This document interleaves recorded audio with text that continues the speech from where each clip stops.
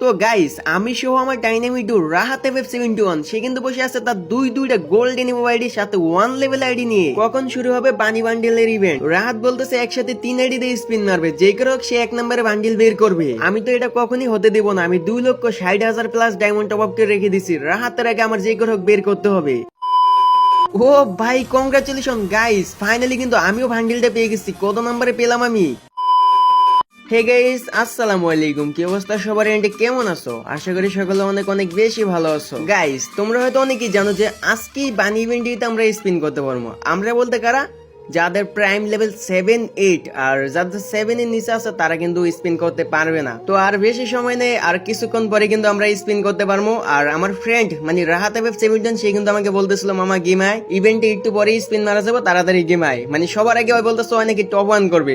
3 ID নিয়ে বসে আছে একসাথে গাইস, ভাবতে পারতাছো? 1 লেভেল আইডি সাথে দুইটা গোল্ডেন আইডি। আর আমি কিন্তু বসে আছি গাইস অনেক অনেক ডায়মন্ড নিয়ে, আর আমি তোমাদেরকে দেখাইনি। এই তো গাইস